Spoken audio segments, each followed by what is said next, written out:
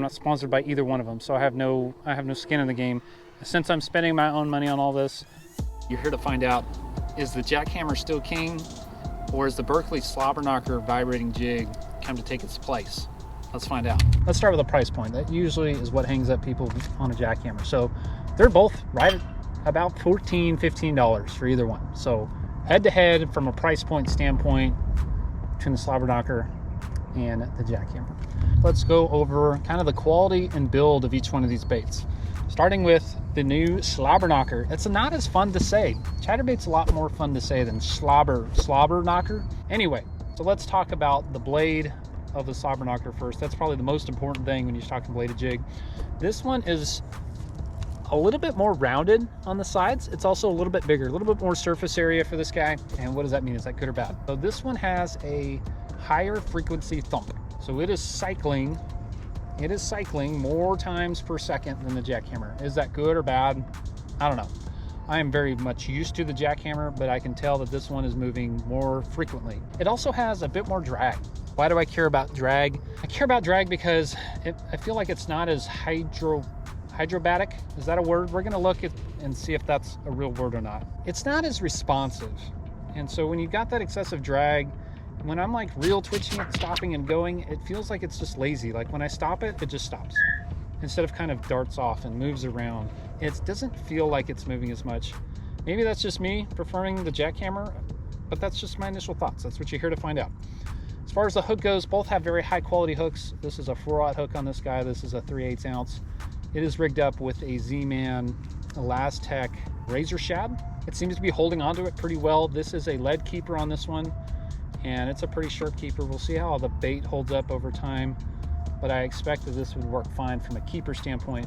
Skirt on the Slobberknocker, I find a little bit better. It's a tied skirt, which is good. It does have this like reflective tinsel in it. I don't know if you can see that, but it's got some tinsel in it, kind of stuff, which I like.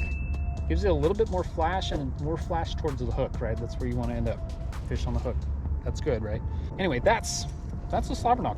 I've already talked through some of the differences, but since we're here, we're going head to head the Senior Jackhammer. Here is the jackhammer. This is a 3/8 ounce as well. Brett's bluegill. Similar, but you could see, maybe I could put these side by side. You can see this one's a lot sharper on the sides. It's not as rounded as the Slobberknocker is. Again, lower frequency vibration, lower cycles per second compared to the Slobberknocker, which I tend to prefer. This one feels a lot more responsive. When I'm like twitching it, real twitching it, popping the reel, I like to reel it and then give it like a rip. And usually with this guy, when I rip it, it kind of darts. I don't see Slobberknocker dart. This one also has a great hook, a little bit wider gap to this hook. This one has a wire keeper on it, which is probably a little bit better for the elastic baits. I love using the elastic stuff because, I mean, like this trailer will be on here till I lose the bait. You know, maybe I go through 2 in the life of a bait. Both have tied skirts. I have had some troubles with the skirt on the jackhammer lately. They're kind of coming apart. Maybe if I have a picture, I'll show you. Maybe that's just it wearing out. I don't know. I catch a ton of fish on them. You've seen a whole bunch of videos lately on jackhammer fishing. This time of year, it is just the deal here. What we're going to do is go into some fish catches right now.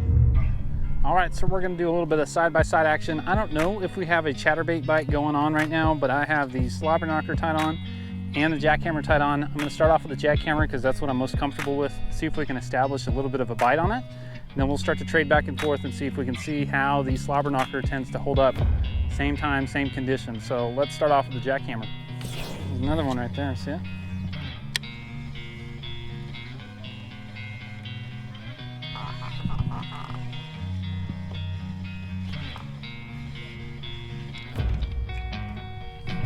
This fish hanging right out on that PVC tree like he was supposed to be. Hey, look at that.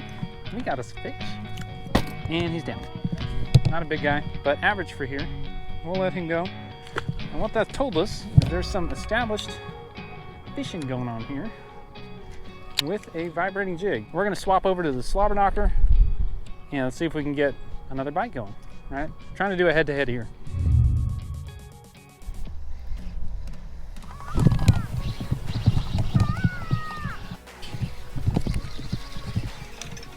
Well, he's little, but he is our first Slobberknocker fish Took us a while to get there, but fish nonetheless on a Slobberknocker. This is that Goldie looking one, Goldilocks. I'll put whatever color this is in the description. Hey, that's awesome. 1 for 1. I haven't been throwing the chatterbait a lot in the last few minutes. Been throwing a jig, but okay. Let's see if we can do it again.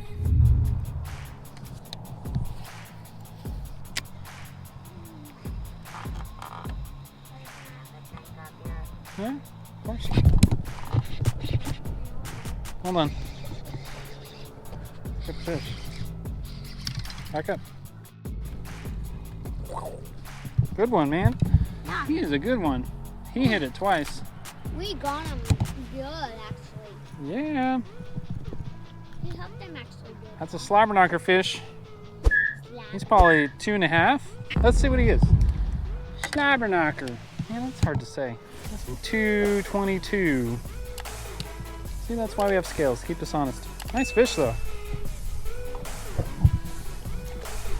Cool. So that's 2 fish on the Slobberknocker so far, 1 on the chatterbait. I have not fished the chatterbait as much. I'm going to change it up, though. So now I'm going to go with the chatterbait and see if we still catch fish.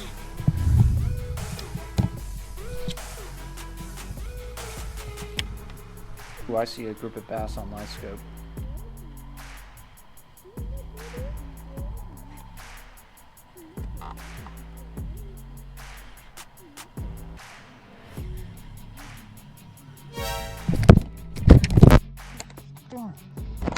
That was crazy.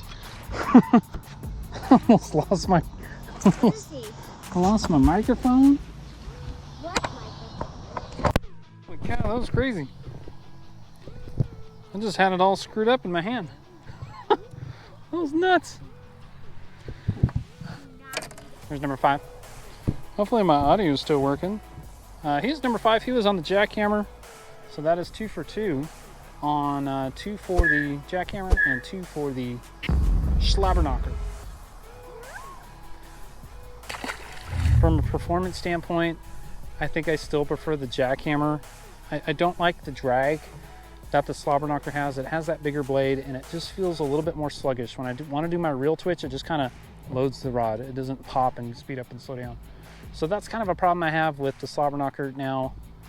Obviously, I'm not sponsored by either one of them, so I have no skin in the game. Since I'm spending my own money on all this, I don't think I'm going to buy any more Slobberknockers. I'm going to use these till they don't catch fish anymore or they break off or whatever. But that said, I'm still a Jackhammer fan. If you want to see another video of Jackhammer fishing where we just go out and absolutely wreck them, check out this video right here. If you like what you see in the video, please give me a like, subscribe to the channel. We'll see you next time.